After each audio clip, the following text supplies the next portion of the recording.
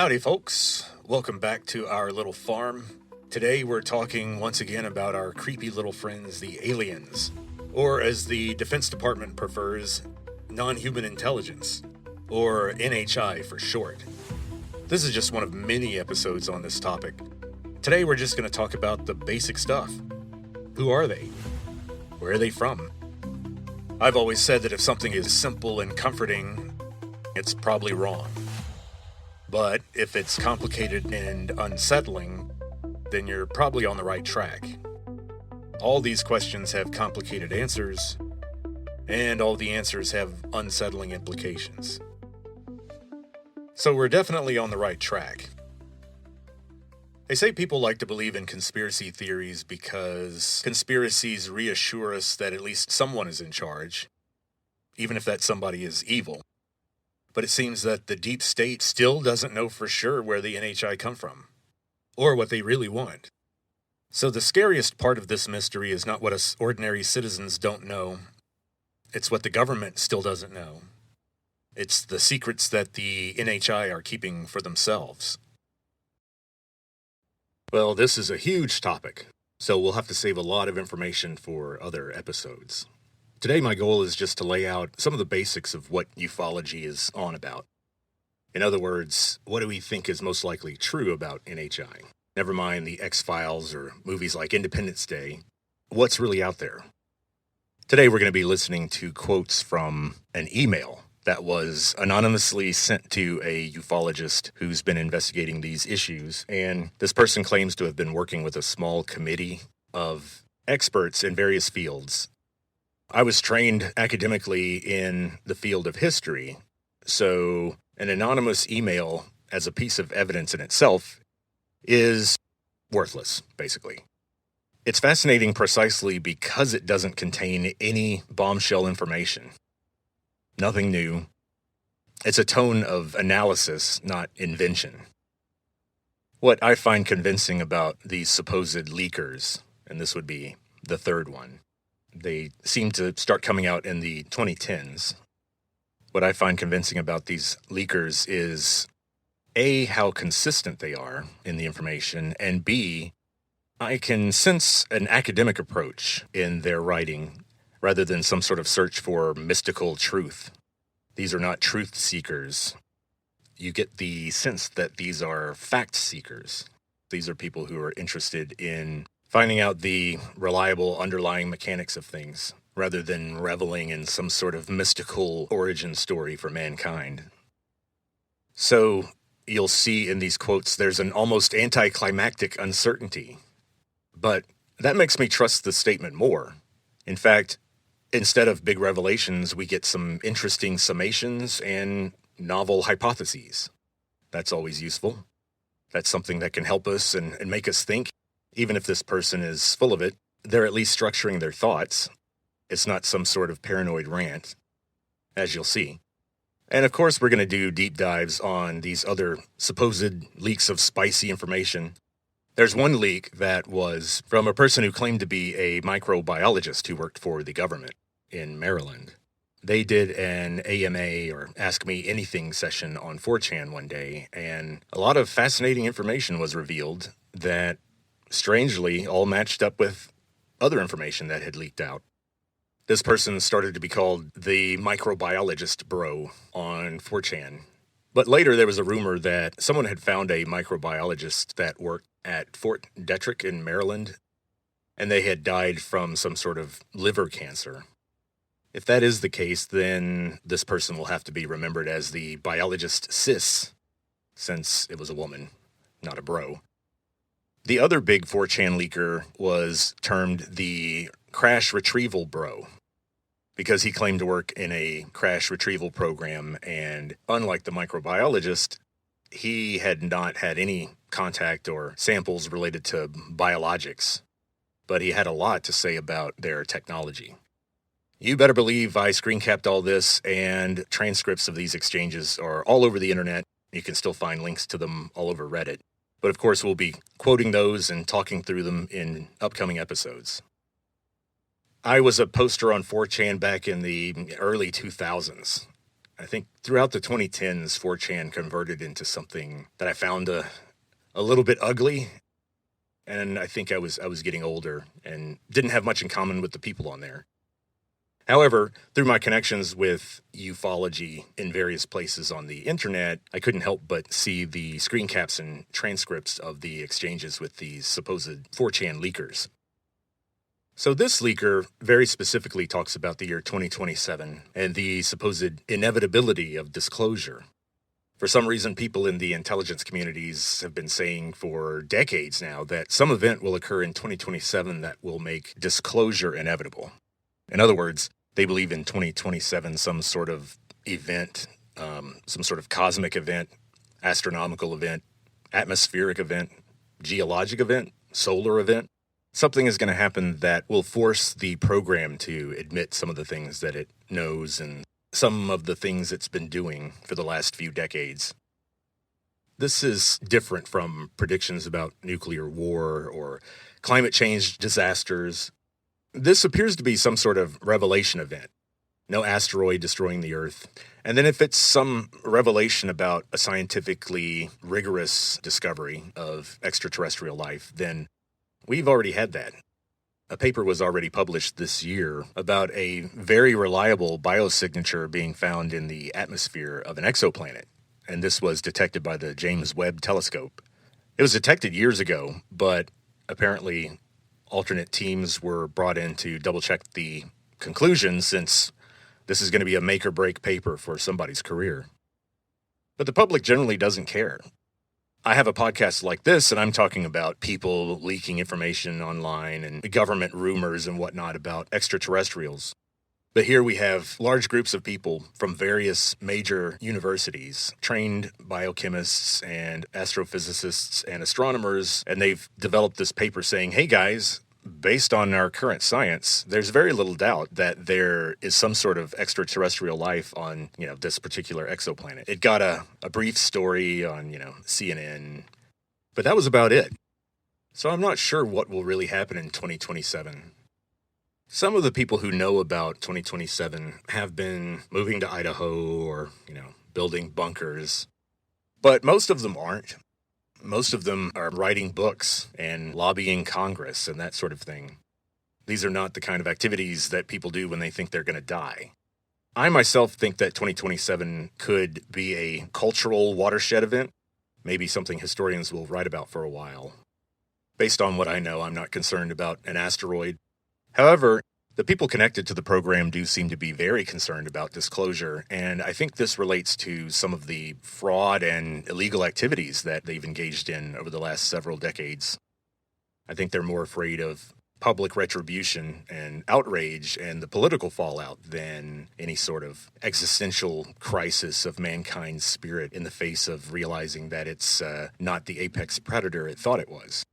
Because, in my mind, the day after disclosure, the day after everybody, or most people, accepts and understands that we have had some sort of contact with NHI and they are real and there is this exotic technology floating around out there, they're still going to have to go to work.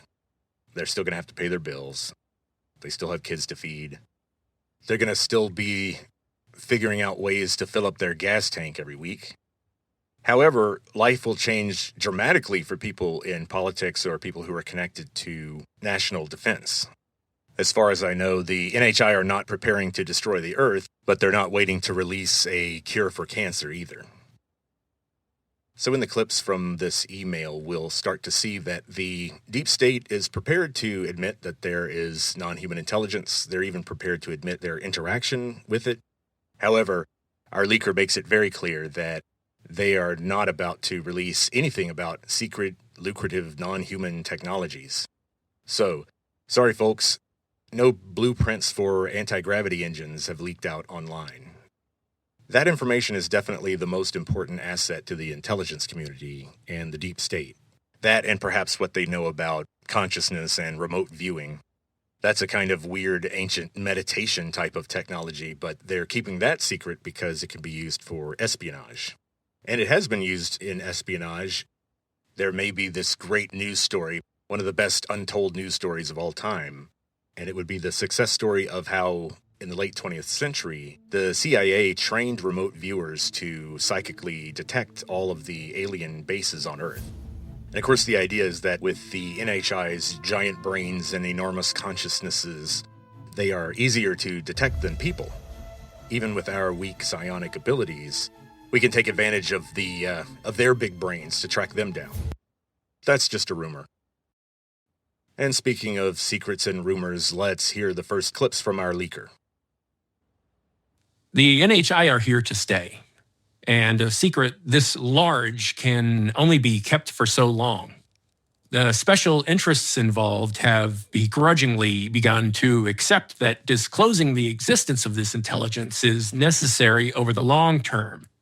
But the one thing they refuse to do is relinquish their monopoly over exotic technology. So according to this person, they were part of a committee that the program formed in 2017 to prepare a document that would be ready to release to the public after disclosure occurs in 2027. So they definitely seem to think disclosure will be necessary or unavoidable. What information do they have? What's in this document? What do they know about their alien friends and conspirators that they are going to have to begrudgingly tell us? Some of the reasons for the deep state's secrecy on this subject is easy to understand once you find out that they really don't have a whole lot of useful information. They have spent an enormous amount of money. Some people who have had access to the information say that there are trillions of dollars missing.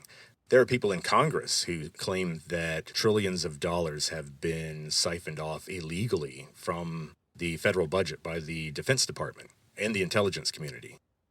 David Grush talked about that in his testimony. He's just one of many, many people who claim that. I think intuitively we all understand that if the NHI are real, that is a huge news story that will complicate planning for mankind's future. Even though, like I said, I don't suspect we're going to be getting any new technology or help in our everyday lives. But I think if we focus on that intuition that this is a big, complex story, it becomes obvious that this is not an issue that a paranoid paramilitary intelligence community could tackle properly. Compartmentalization is necessary for information security, but it kills scientific collaboration. So since this kind of subject can't be tackled by a small group of people with primarily training in military affairs and intelligence, which is important, but it doesn't help you try to sort through a telepathic communication about philosophy or about God. So a lot of the information that the deep state has collected about NHI is bizarre, inconclusive, and just hard to believe. Then there's the problem of having to admit the fraud, deception, trillions of dollars being funneled away and hidden, secret technologies that will have to be exposed. So apparently it's a big mess. And what immediately drew me in and got me interested in reading what this person had to say, whoever they are, is because they started out with all the stuff they don't know, which hucksters usually don't do. We know more about every other aspect of these beings than we do about where they actually come from. We do have some tentative ideas and speculation, but multiple hypotheses are still on the table. Tentative ideas? Speculation? What's the big problem? Didn't they ask them? You just need to ask them, where are you from? What planet are you from, dude? I've been wondering what planet these supposed aliens are from since I was a kid in the 1980s. We've all seen Star Trek. If these are aliens called the Greys or Greys, then that means they're from planet Grazia, and the reptilians are from planet Reptilia. That's how it works, right? It frustrated me when I was a kid when I first found out about the abduction phenomenon in the 80s on shows like Unsolved Mysteries. I was terrified, but I was also excited because, this means that there's a chance that I might get to meet a real alien, even though they'd be performing some horrible medical exams on me. At least maybe I'd get to ask them, where are you from? So there was this guy, Whitley Strieber, born and raised in San Antonio. Father was an Air Force guy. He thinks that maybe that wasn't a coincidence. He published a book in 1986 called Communion. That was about his supposed abduction experiences with NHI. As soon as I saw that terrifying face of the gray alien on the cover of his book, he had commissioned a watercolor painting based on his memories. The thing on the cover was more of a pinkish tan than a sort of dead-looking gray. It had a strange smirk on its face instead of the usual complete straight-line mouth, zero expression that you normally see. So I got his book immediately because I was going to scour it for clues about where these things were coming from. I already had some ideas. For example, those huge eyes imply that maybe they are sensitive to sunlight and that maybe on their planet there isn't a lot of sunlight. Their eyes need to gather a lot of light to focus on their retinas in order to form images. So I was thinking, they evolved on a dark planet or somewhere underground. They're evolved for that. Then I was thinking, well, with these enormous heads and skinny necks and spindly limbs, I'm thinking they came from a planet with a lot less gravity than Earth.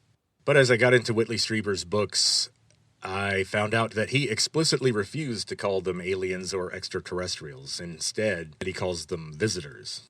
He said he did this because he always had a strong intuition that they were not really aliens in the Star Trek sense, but instead they had some sort of intimate connection to humans, an old and intimate connection, a connection that has persisted for thousands of years, if not longer. So Whitley Strieber disappointed me.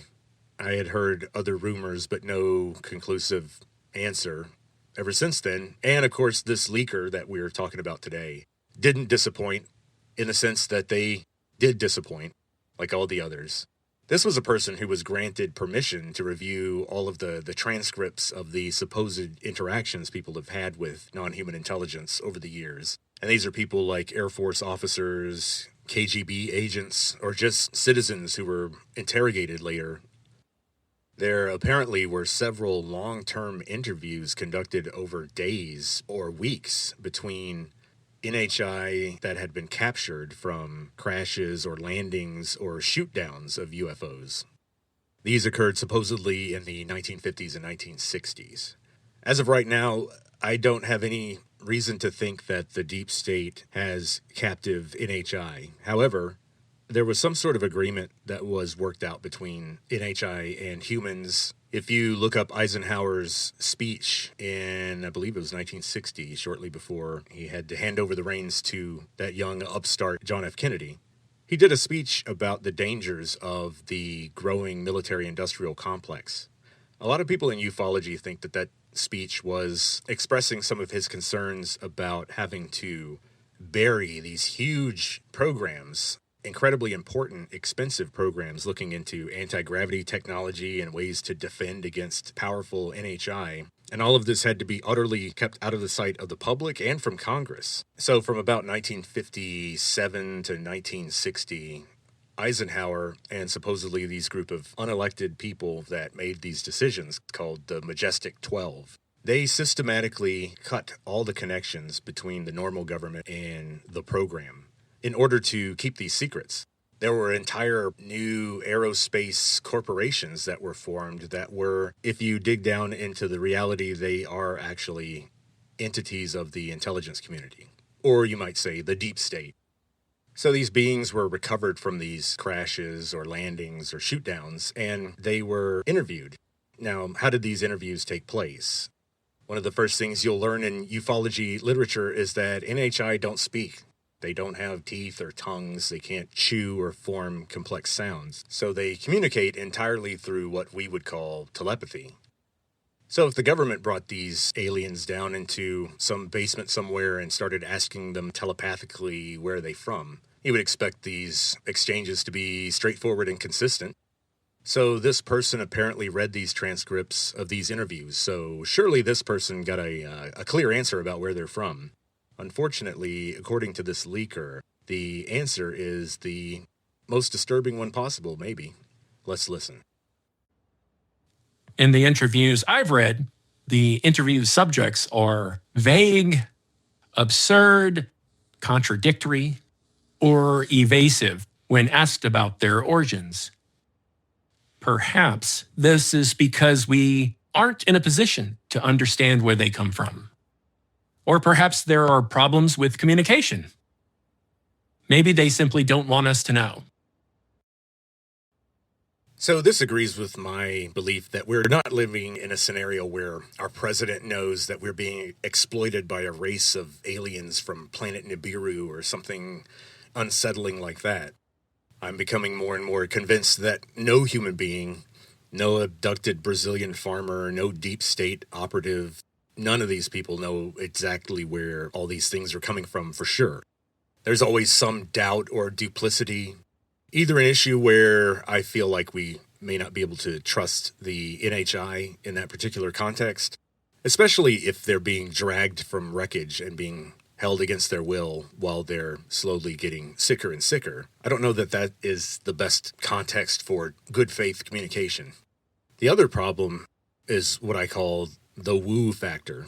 I didn't invent this term. The woo factor is what we call it when ufology goes off the rails and becomes something bizarre and surreal or even religious rather than something that you might see on Star Trek. Ufologists generally want things to fit human science. They want a Star Trek scenario, in other words. One good example is the telepathy thing. Here we have interviews where Air Force officers are sitting down at a table with an alien being tied to a chair to keep them from collapsing. And the Air Force officer is supposedly communicating in utter silence through telepathy, and they're writing down on a notepad the thoughts that are popping into their head. Now, it's not hard to imagine that this person might become confused or overwhelmed. It's not hard to imagine that the information being received wasn't complete or given in good faith. There is just a huge amount of reasonable doubt as to what we can trust in these interviews. However, it's reasonable to think that these interviews were conducted. Now, believing that the information is useful or that the translation, for lack of a better word, of these NHI thoughts into human thoughts was accurate. What's strange is that when I started to encounter the woo factor in even the government documents, that made it a little more convincing because in amateur ufology, where people collect accounts of ordinary citizens or when historians comb through old legends and accounts to try to find patterns or parallels. And that brings us to an older French man named Jacques Vallée, JacquesValle, with an acute accent mark, and then, of course, since it's French, a final E that you don't actually pronounce. Jacques Vallée is one of the elder statesmen of the ufology community. He and Dr. J. Allen Hynek were among the first ufologists. Hynek was compromised through his connection with the Air Force and Project Blue Book, though. Now, Jacques Vallée wrote a book in 1969 called Passport to Magonia. It was one of the most formative books in ufology, and in this book, he argues that the idea that NHI are just aliens from another planet was too simple based on all the information we have. And it didn't explain a lot of what we could see in this phenomenon. In other words, Jacques Vallée stood up and said, look, if we want to be ologists of something, in other words, if we want to treat this like a science, then we have to collect a body of evidence that we feel that we can trust, that we can justify, and then we have to find hypotheses that explain that pile of evidence. And he was saying that the Star Trek methodology of just finding planet Grazia wasn't going to cut it. Here's Old Man Vallée being complicated. Let's listen. It would be nice to hold on to the common belief that the UFOs are craft from a superior space civilization. Because this is a hypothesis science fiction has made widely acceptable. And because we are not altogether unprepared, scientifically and even perhaps militarily, to deal with such visitors. Unfortunately, however, the theory that flying saucers are material objects from outer space, manned by a race originating on some other planet, is not a complete answer. So let's be clear. Nobody is saying that they're definitely not from another planet. There is too much mention of certain planets, certain star systems like the Pleiades or some planet in the Zeta Reticuli system. So what's the big problem? What's the confusion? Well, if they aren't from another planet, then who the heck are they? I mean, they're clearly not us, right? With all the supersonic space orbs and the giant black eyes. I mean, sure, they may have visited Earth in the distant past, but we just need to figure out where they're from. Well, scientists in the program knew ever since the 1950s that the Greys had similar biochemistry to us. In fact, they were aware that the Greys have to ingest this brown liquid that they obtained samples of, and this stuff contains a lot of iron, copper, sugar, electrolytes, and protein. It was something that we were not able to synthesize, at least not enough to keep them alive, according to people that were involved in this.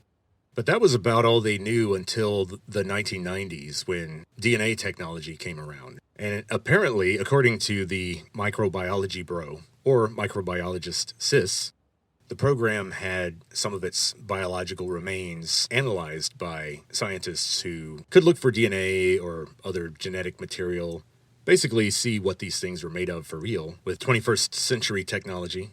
And it was a bombshell.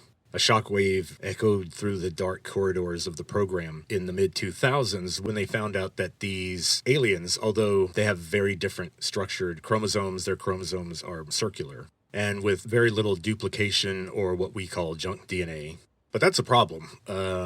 What are the odds that something would evolve on another planet 30 light years away, but would have DNA so similar to ours that you could insert one of our genes into one of their little circular chromosomes and it would express normally? Okay, let's hear the leaker summarize what they found out in the 2000s. There is good evidence that life on Earth and these beings share a common ancestor.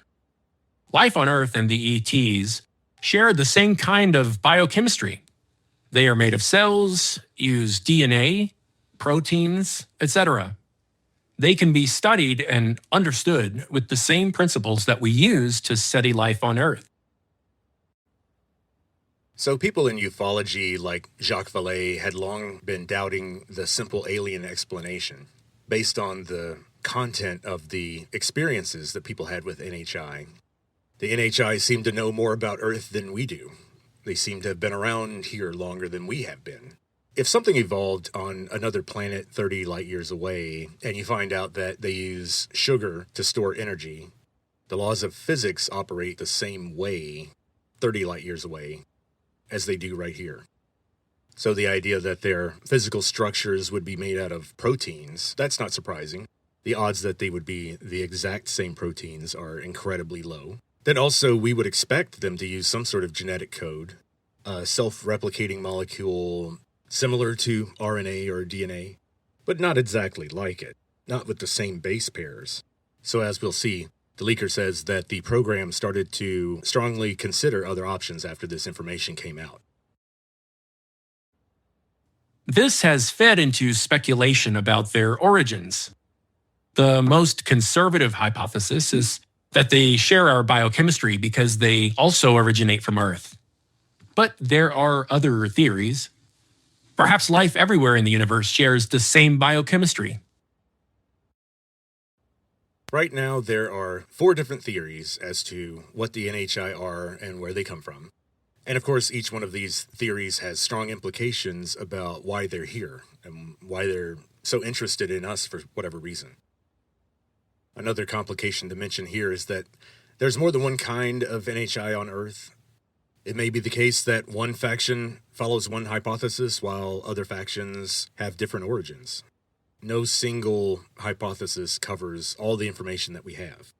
I think it's best to talk about these in order from least insane to most insane. First off, let's go with the standard one, extraterrestrial. That's our first hypothesis.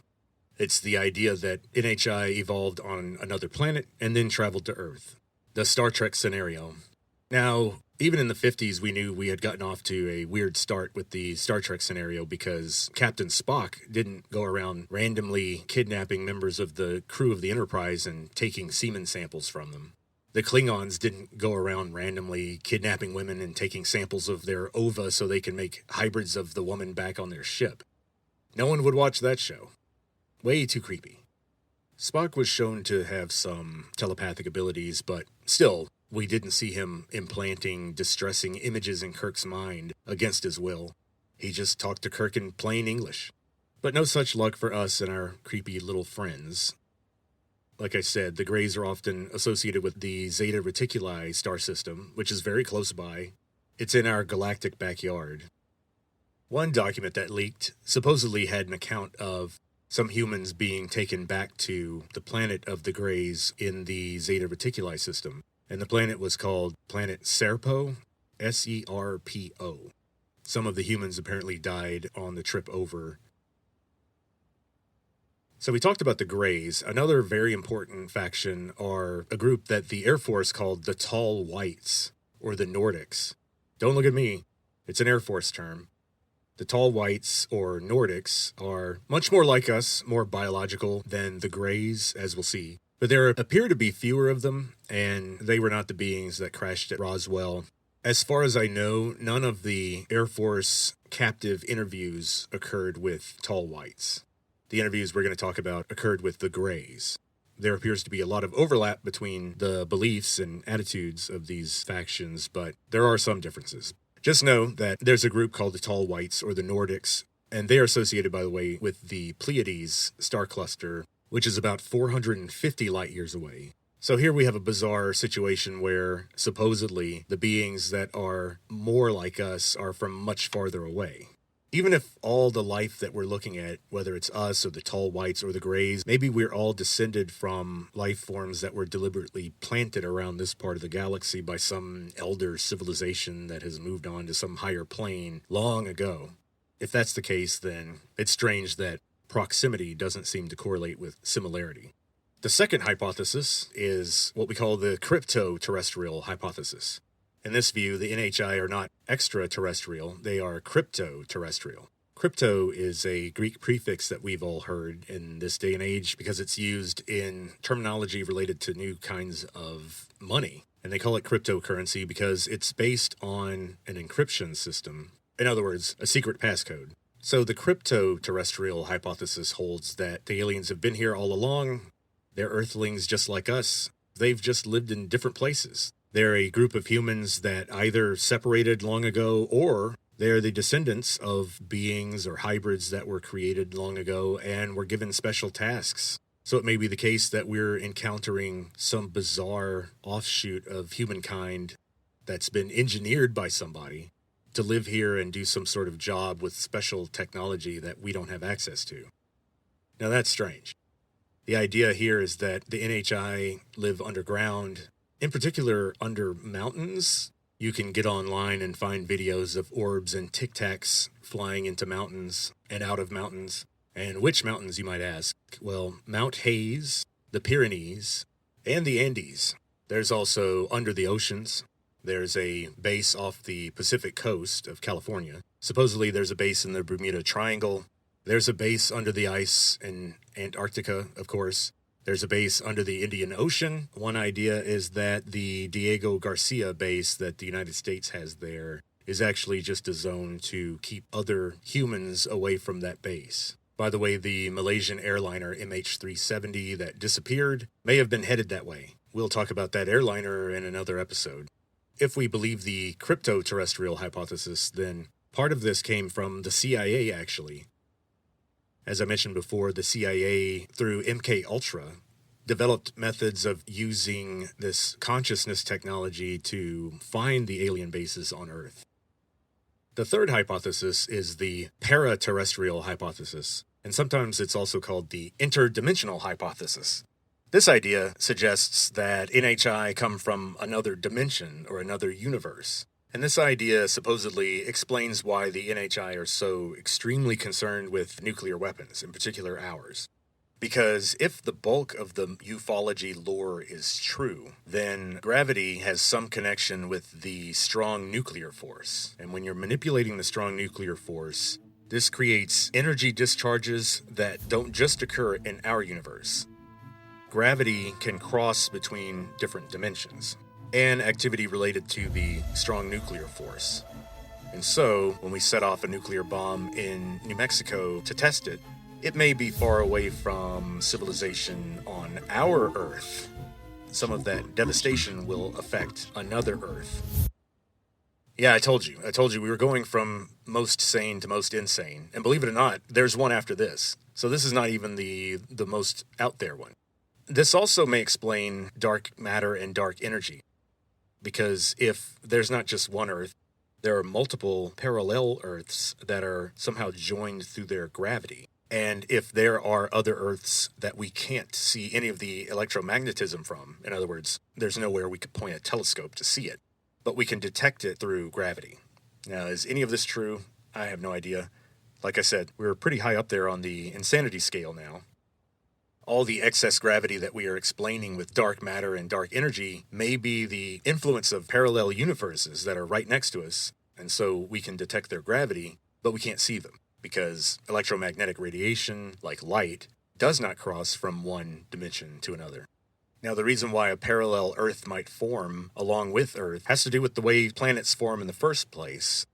Early stars are surrounded by dust. And computer models show that just due to the basic laws of gravity, this cloud of dust will sort out into heavier material closer to the star and more gaseous material farther away. And as this mostly iron and nickel dust coalesces around a nucleus of dust that had slightly more gravity than other bits passing by, after millions of years of tugging, this ball of iron gets massive enough to form a spherical shape and become very hot on the inside due to the gravity causing all the pressure in the core. And we eventually call those planets when they reach a certain size. And notice that everything in space is either a ball or a disk, or somewhere in between. And everything is spinning on its own axis and then revolving around something else. And that's a result of basic laws of physics at work. It looks like the James Webb Telescope has recently discovered that the entire universe might be spinning.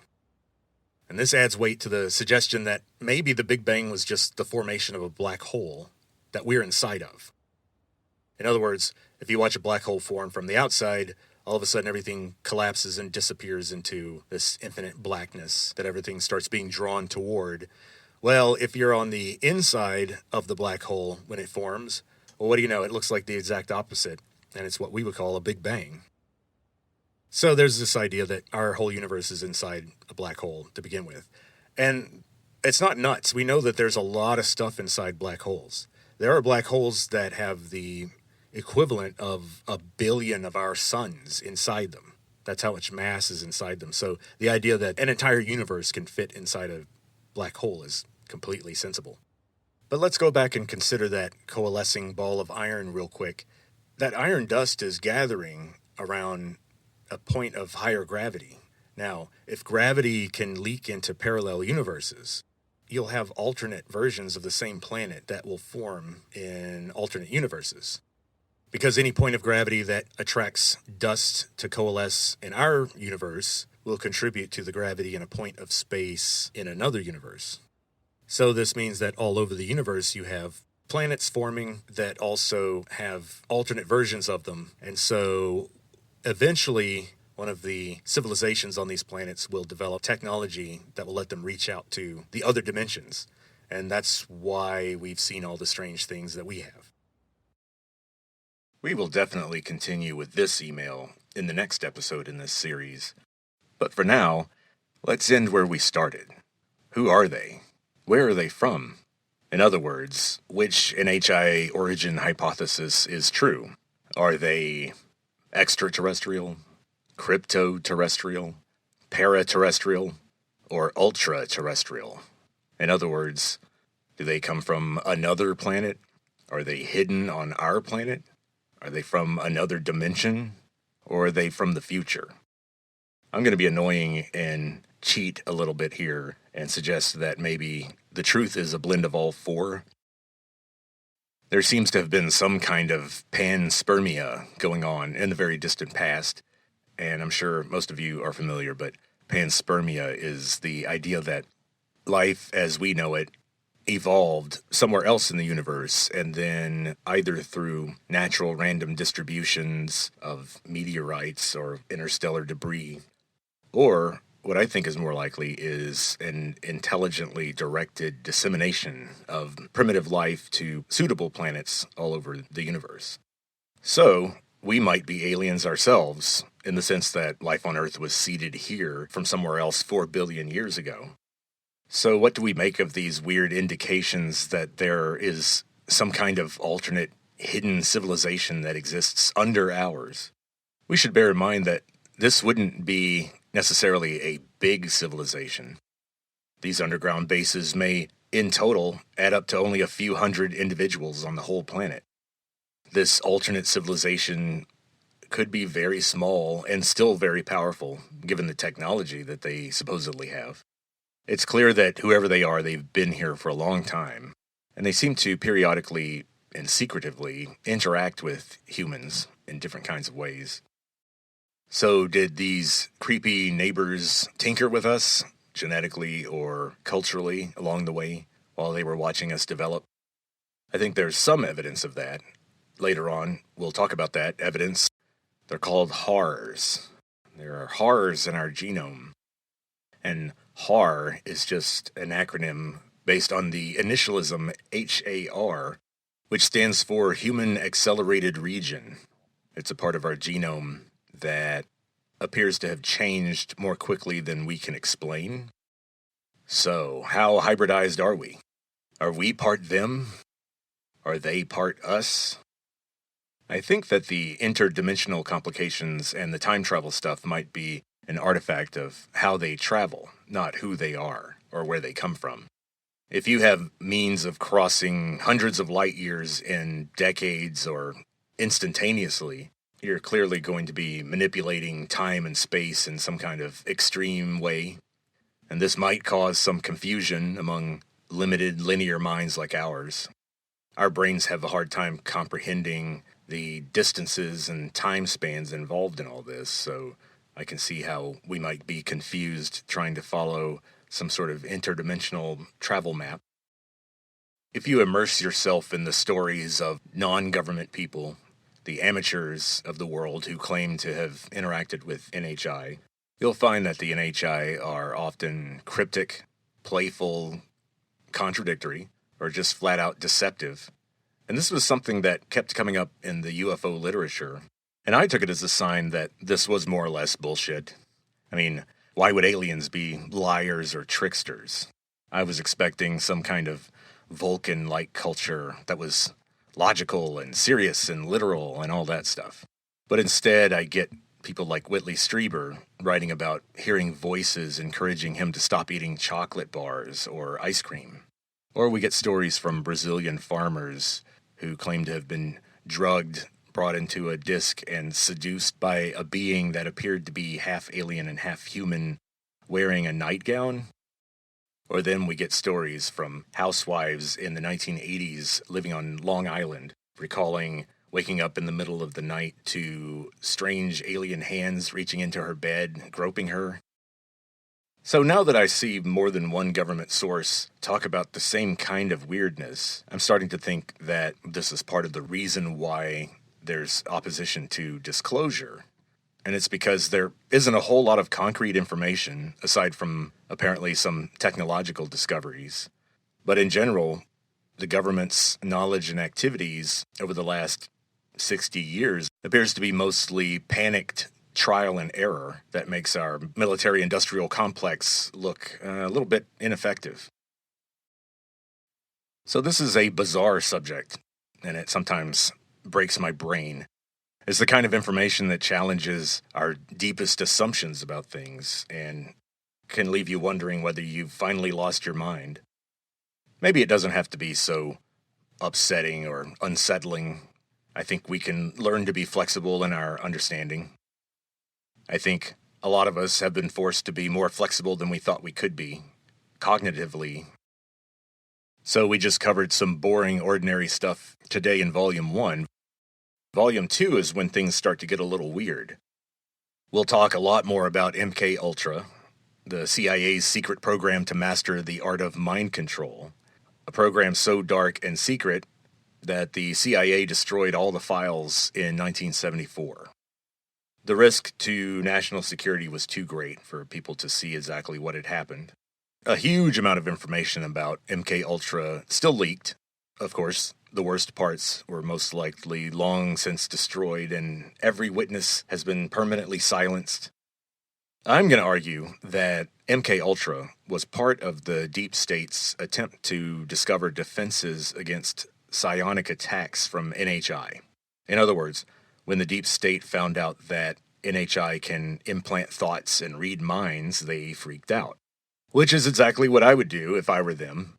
I mean, they're in charge of national defense, and now they are encountering beings that they have no real defense against. I don't blame them one bit, but unfortunately, when the intelligence community crashes out, you end up with things like medical torture and whistleblowers having mysterious one-car accidents or developing sudden, rare, aggressive cancers. You also end up with lovely gentlemen like Charles Manson, who participated in some of the experiments and apparently had a CIA handler. We have to talk about MK Ultra because we're going to have to talk about telepathy in Volume 2. And that's because the interviews with the NHI were supposedly conducted using telepathy. And stay tuned because along the way, you'll learn some methods for how to keep aliens alive in your bunker so that you can interrogate them longer with your psionic skills. In Volume 2, we'll also tackle important topics like NHI fashion sense, or lack thereof. I mean, what's with the silver jumpsuits? And why do they always tuck the jumpsuit pants legs into their little black boots? Do they wear socks? What are they thinking in those giant 4-hemisphere brains of theirs? We'll also talk about what these government sources say about the NHI philosophy and society. Are they individuals like us, or are they more like bees in a hive? And what's up with all the abductions? That's kind of a weird thing to do to your neighbors. Do they believe in God? Why aren't they afraid of death? Are they just programmed not to care about life because they're just drones or probes anyway? Am I overthinking this or what? So, don't bother preparing for Meet the Aliens Volume 2 because nothing can prepare you for it. See you then.